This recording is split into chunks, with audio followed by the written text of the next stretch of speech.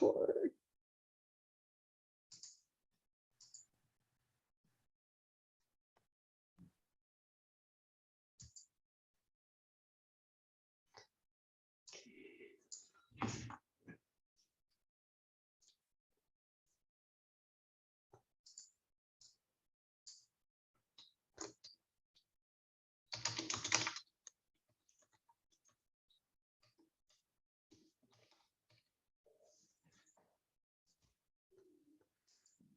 To share to our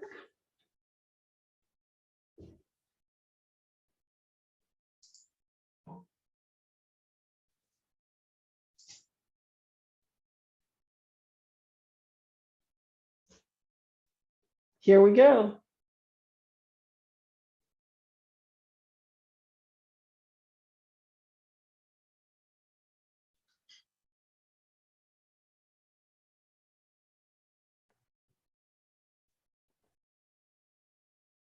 Okay, and we are live. Hey everyone, welcome back to Real Management Talk with LJ and Jocelyn. I'm Jocelyn. I'm LJ. And we're very excited to have you here today. So for this episode, again, we are streaming live into our Facebook page because we're trying to, well, play with the tech. That's what we're doing. Enhance accessibility. Yes, enhance accessibility. So we're hoping that any of you who are out there are, feel free to chime in. We will endeavor to answer comments after the show. I haven't quite gotten to the point of really seeing any comments during, so just bear with us. But if you got any questions, we promise to get in there and answer them right after the show. Okay, so today we're talking about putting our best foot forward. Yes, right? Because who doesn't want to put their best foot forward? And what does that look like? There's so much nuance. So it's about time to talk about that from a very almost procedural, predictive standpoint and perspective, right? I was talking with Jocelyn before we hit record about she's got a experience recently with submitting a collaborative proposal for a request for proposal solicitation.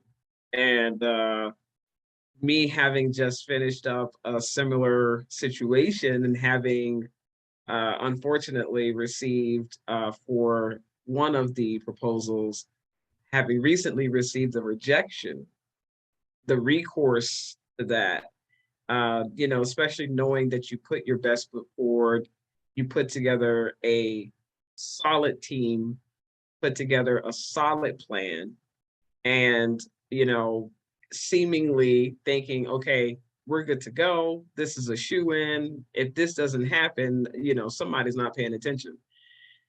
Somebody's, dropping the ball. And that's exactly for one of these proposals that was rejected recently. That's exactly how me and my team felt, once we received that rejection, because, we were like, we've got combined more than 20 years of experience doing this type of work for government entities, private sector entities, nonprofits. I mean, so we were like, come on, and for the rejection to come back with a very general sort of trite, completely inconsiderate response, it just reminds all of us of how important it is to put your best foot forward on both sides of the house. It's not just the prospective supplier or prospective vendor. It's the procurement team as well. You've got to make sure that you have these small businesses, these micro businesses who are submitting these proposals. It's taking them 30, 40, 50, 60 plus hours to bring together a very strong team, to put together some really solid plans, to have those quality check-ins and those meetings to really make sure that they put together a very solid proposal collaboratively for your procurement team to turn around and give people late responses, and then or just not giving them a debrief, not giving them any real sort of substantive response that they can, take a step back and say, you know what, maybe that, they weren't looking for what we were looking for to do. Maybe they, had a mistake in terms of the scope that they drew out for this contract. Maybe they said in the scope that they wanted this, but in actuality, they wanted this. And we didn't seem to meet that tacit expectation, things like that. You have to Mhm. be able to see that sort of care and responsibility on both sides of that. And a lot of times you just don't see it. It's normally one-sided, and it's really something that's got to be addressed, because it's not fair to your business community, your nonprofit community, I mean, et cetera. We talk about this all the time. Mhm. It's not just profit organizations that we're talking about here. We're talking about nonprofit organizations and the full spectrum. We have, if we're going to submit proposals to do work with these different entities, it takes a lot of time, and we don't get paid for that time and for that creative energy that it requires, and that willingness to want to collaborate with different partners and identify different partners to collaborate with. Those things are not compensated for. So there's a lot of time and effort that just goes completely unrespected, disregarded as it relates to submitting these proposals for these contract opportunities. So procurement teams really need to be aware of that, and they need to be able to put together their best foot forward in terms of making sure that they're responsive and really understanding of that type of commitment that is going to be coming from these organizations that are looking to do business with their particular company. Right.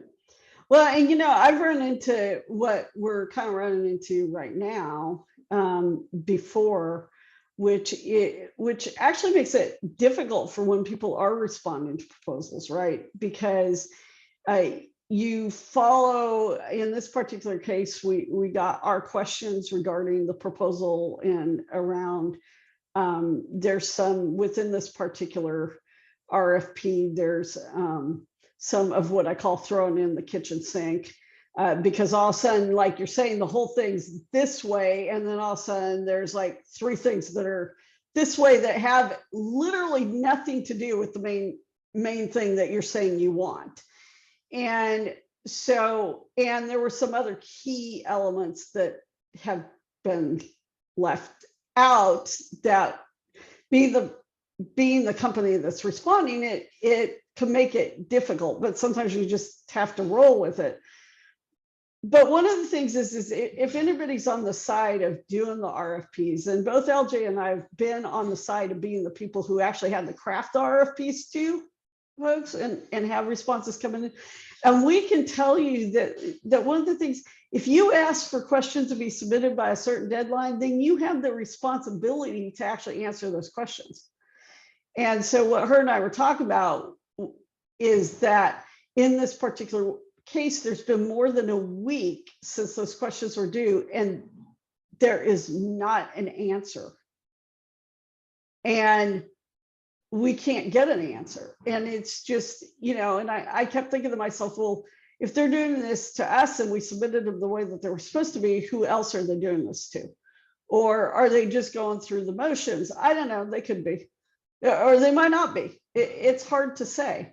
Somebody may have gotten sick and there may not be anything, because in today, so, I'm willing to give a lot of grace, but it's also hard when you still have the deadline and the deadline's get moved. So if the program person who's assigned to it on the agency side, let's say they have gotten really sick, which is happening, then, I think that also agencies and stuff have, if they don't have the bandwidth to assign somebody else to oversee it and get it done, then what they need to do is they just need to notify everybody and push push the due date till it can be done. I mean, that makes it easier for everybody concerned instead of, but this is unfortunately, I'd like to say this is the first time, but in 25 years, I realize that this year's 25 years I've been writing these things. I mean, this is the thing But to your point. it just, but sometimes it's just, I think about how much experience I have, the experience that LJ has, the experience my team has, her team has of doing this type of stuff and for either ourselves or others. And I think about all the people who are trying to respond that don't have this experience. And this, in some respects, to me, is why contracting is also, the federal government did better last year in letting federal contracts. Their goal was to only let federal contracts to 26%. 26%. They actually hit 32%. So they actually did better last year. But I think that there's the diversity in contracting and stuff is so small because people give up. See, this is the stuff that they just go, we can't respond. We don't have these answers. And actually in one case, in this particular one, I don't know, they want a certain service for a certain number of folks, but they failed to say how many of those folks. And they're a large organization. So based on what they're describing, I can go, well, it's probably da da da da. But on the other hand, they're describing something else that goes, well, it's either 10 or it's 500. So how am I supposed to budget for that? How's my team? How are we supposed to even know that we're properly staffed to carry it out? So I think that's one thing, right?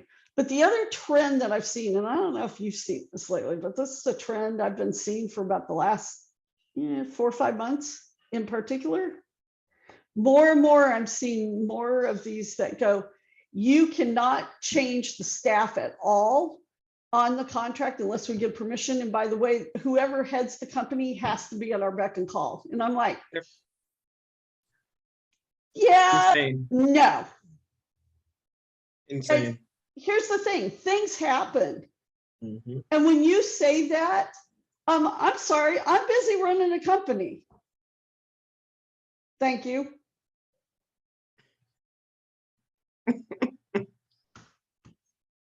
And they're asking you for your commitment. They're asking you for your project load. So it's very interesting. I don't like that at all. They're saying, to Jocelyn's point, they're saying we need the same staff and we need the same primary for the entire duration, the entire life cycle of this particular contract. That's the first thing. And then they're saying on top of that, oh, if there's any changes, we have to get that approved.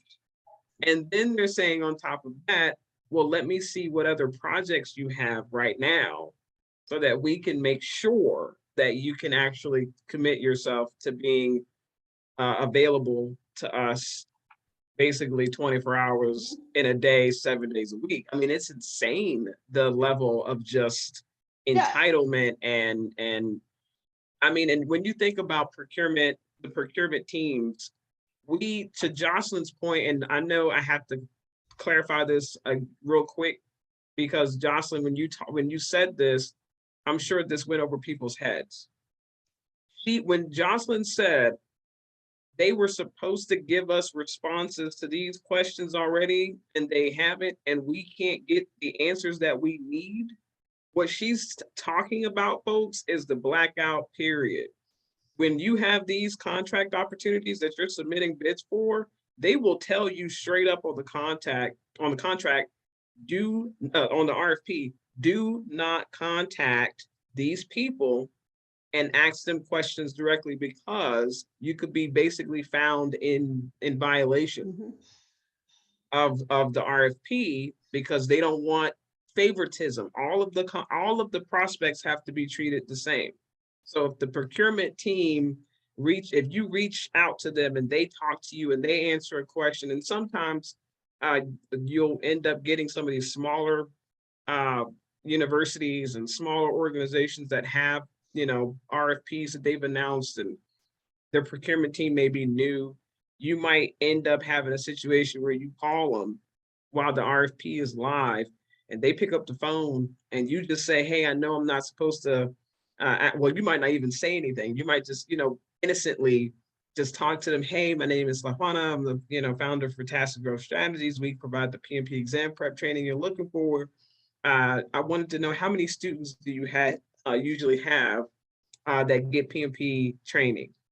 Right. That's a question that I would have had to pose formally to the RFP. Now, if I'm on the phone at that moment with that procurement specialist and they make the mistake of getting comfortable and answering my question, now what's going to end up happening is that they've got to go back and submit an addenda to the RFP that includes that question exactly and their answer exactly. And most of the time, that transcription is not going to happen.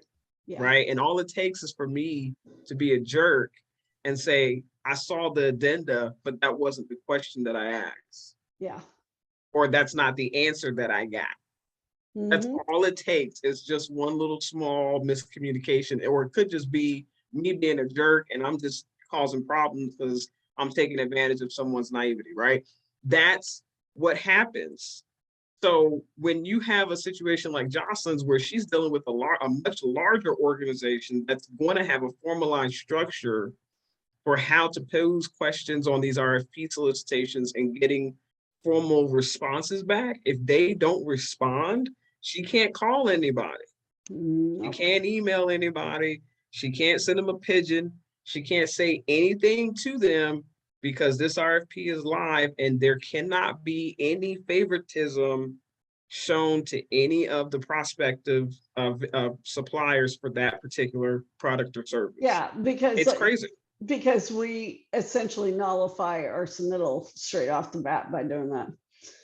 Yeah, it's, I don't know. I just know that there's kind of a trend right now that I'm like, for one thing, people come and go even within your own companies. They decide that they're going to go do something else. And even when the entire team is together, sometimes there are reasons that you're shifting things. People get promotions or it made sense to shift. And right now I'm just seeing this like really interesting trend. And you're not just talking like 6 months or year-long contracts. In a lot of cases, you're talking 3 or 5 year contracts. And I get that you want to, make sure that the key people are going to basically be there and like that. But this whole idea about you've got to name every single staff person and every this and every that. And by the way, none of them can leave or quit or, God forbid, something else. And, so I don't know. And I think that I don't know if it's come out of like shortageness, this great, not resignation. I heard somebody do a different word the other day, because it's not really a great resignation. It's more of a reshuffle. Great reshuffle, right? Mm-hmm. And I don't know if it's coming out of that, out of fear that, people aren't going to be there, but it's just preferencing the big companies. That's what it's about. It actually takes the little people out. Yeah, it actually does.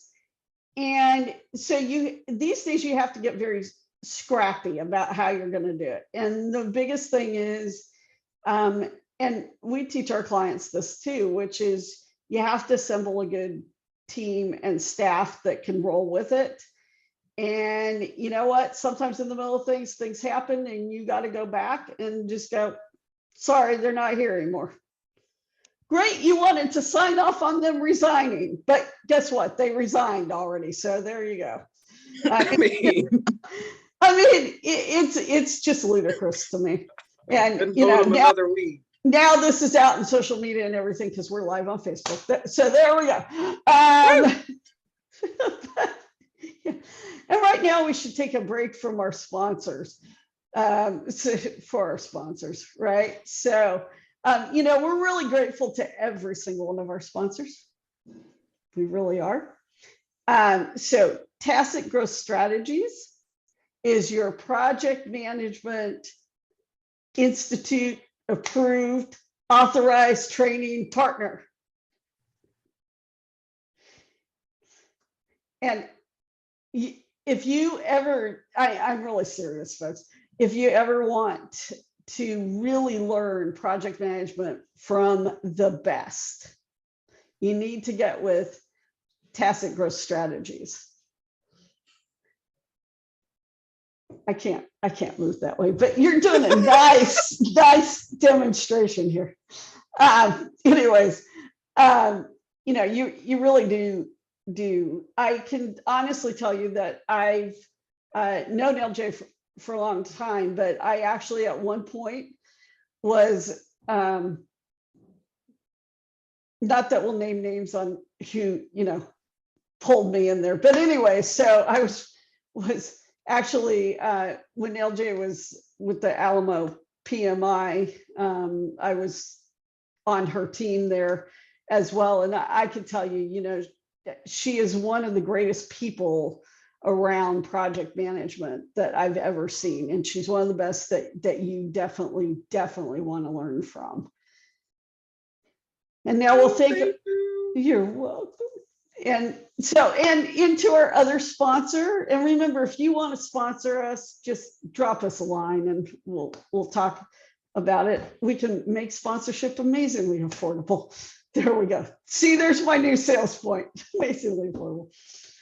And we'd like to thank our other sponsors, James Vanconi LLC, for having our back. At James Vanconi LLC, it is leadership and skills training, especially geared towards folks who work in the electrical and building automation arenas. So we thank them. Now, back to the program, now that I've done the little commercial break here.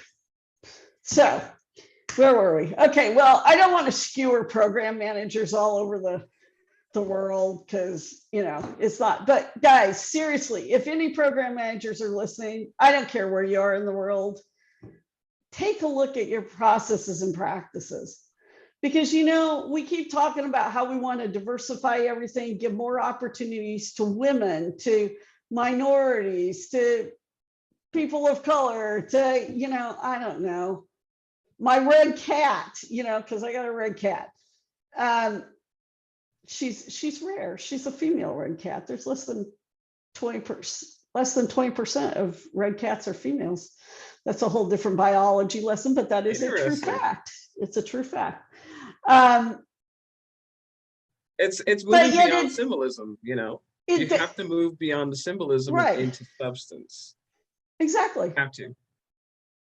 And project management is how you get there, because that's where you're going to find out the best way to run that particular process, procedure, standard operating procedure, whatever it is. That's how you're going to find out if you're actually delivering on what you've intended. Exactly. But when people are writing proposals, though, too, guys, you can't, you're not going to diversify your contracting if you keep doing this stuff. You're not. I'm not going to cuss this week. There we go. Anyways. Don't forget the last thing, though. The last thing is stop falling for the okie doke on that. Because what's happening, and you see this now, the big companies, what are they doing? They're purchasing the micros, and then they're taking whatever that diversity check, whoever it is that they had at that little small company that checks off the box, they're taking them and they're placing them into whatever role at their company and submitting the bid with that person's face on it. Guess what? You're not helping out your minority, your woman-owned businesses that way. You're not helping our community at all, because all you're doing is making the behemoth even larger. And that does not ultimately, in 20 or 30 years, I need people to start thinking about this today. What does the business landscape, AKA our community, What does our community look like in 20 or 30 years if everyone's working at the same place? You got to be thinking about the mom and pops. You're not going to have your, your small coffee shops. You're not going to, because everything's going to go to one pump. I'm not going to say names, but everything would be, you get your coffee from one place. As Mhm. you have supported the monopoly. All these years, you kept going to the one same big company to get your coffee. And guess what happened? All the other coffee places disappeared. What happens with the auto mechanics? What happens with the project managers? What happens to the CPAs? What happens to all these different people now? You keep going to that same one place because they have better service, they've got cheaper products, etc. All the things that happen when you're a behemoth. When Right. you're a behemoth, you can do that. Exactly. And, it's, You got people, you got resources. Okay. but the So if other you thing I'm going to call, say to combat that, though, too, on when you're smaller companies, guys, this is where your collaborations really start coming in. And you have to develop very good relationships and good collaborations. And you got to get out of your head that just because other people are in the same space that you're in, that they're competitors. This whole thing about how I'm not even sure where the word competitor and stuff came in, but we know we've all grown up with it. But this whole thing about, oh, competitors, and you've got to know what your competitors. No, the new paradigm is really, you better be willing to collaborate. Because if you're not willing to collaborate and start building the types of teams for whatever you're going after, even from collaboration, even where sometimes you've really technically got like 4 different companies involved, and one of you's the lead company and everybody else is here. And if they make you break out the subs, well, you break out the subs that make sense, but everybody else is still here, and all of that stuff. But if you're not willing to collaborate and you're willing to go, like one of the biggest spaces that we're in is coaching and training. Well, and like coaching, not what a lot of people think of as coaching, but we're in that, what most people think of as coaching is more what I call mentorship and training. We're in that space as well. And do you think that there's not competition? Of course there's competition. Do I pay any attention to it? I never pay attention to it. Maybe I should, I don't know. I've always collaborated, and this is what we do, because the only way to really get to start competing is for people to pull together. there it is. But when you were talking about the coffee, though, what kept popping into my mind was, no, there's not just going to be only one. There'll be 2. There's one on the western side of the U.S. and there's a certain other brand on the eastern side of the U.S. Just saying, Owned by the same company. Probably in the end, we probably just don't know it. We have duopolies and monopolies. We're governed by duopolies and monopolies. That's just pretty much, yeah. They the just mess. they just let us all live in this illusion. Basically. But I don't even know where this could go downhill really fast. That's all I'm gonna say. We want to keep you all happy and hopeful. That is the objective. Look, guys, this is all overcoming, but that's what we've said from the very beginning. Okay. The real management talk with us is literally real discussions that LJ and I have. This is us raw. This is, honestly, this won't be edited, except I might edit the very little beginning of, like, when we're trying to get up on the Facebook Live, we weren't saying anything and, me messing around. But all of it's just such important concepts to just really think into. The other thing, though, that I'm going to say is, don't go do what, just because you're listening to us, maybe it's not the right thing for you. Maybe a different way of operating is the right thing for you. Go do what is right for you and your company, or you and your career, or you and your home life, with the people that love and surround you. Stop doing what other people think. And, our next episode, you may really learn what I really think about what other people think these days. There we go. We'll leave that for later. Later. But, I mean, take in the information and then make an informed decision for yourself. Mhm. We're not saying that people whose jobs are to do procurement and write RFPs and stuff are bad. They aren't. We've both done that job. We're not saying that everybody who responds, who's getting frustrated sometimes with the process is, being bad and awful and other words. But what we are saying is that there needs to be some pride in putting your best foot forward. And if you're writing the RFP, you have an obligation to go back through it and have others go back through it and make sure it makes sense before it hits the street. And by the way, did we cover all the important stuff? Like, I don't know, in this particular case, how many people we want the contractor to train? I don't know. How many times we actually want them to train? Oh, but just for good measure, we're going to throw this other piece in, which really has nothing to do with this training we're asking about. It's like, okay, was that a typo that y'all forgot to take out because you copied over some other RFP and, replaced it, which happens. Yep. Sometimes there's a shell and then people and they don't read the rest of it. Mm-hmm. Or like, oops. Or was it a, what is it? There's always going to be questions on RFPs when you're on the side. Doesn't matter how well the RFP's written, because somebody's going to read it and they're going to go, but I'm wondering about this. And that is based on what their company does or what, so they're wondering, oh, do they want this? Do they want that? So that they can come down to what services are they going to propose. Right. But I think that that's the best thing. I think someplace along the line, to me, especially over the last 6 months or something, we've lost this. In certain sectors, it seems like the ability, ability is not the right word, but seems like something's gone awry with putting the best foot forward and demanding things that they didn't used to demand, that are unrealistic, and every procurement person knows it and everybody who's responding knows it. So what's the point? Except to LJ's point,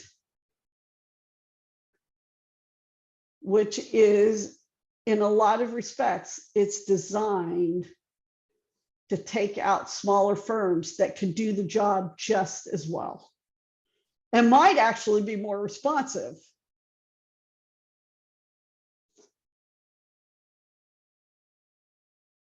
Right. Okay, I'm off my soapbox for the day. It's true.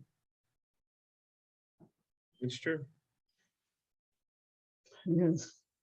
Well, with that, guys, I think we've wrapped Real Management Talk with LJ and Jocelyn for this episode. We'll be back in a couple of weeks here with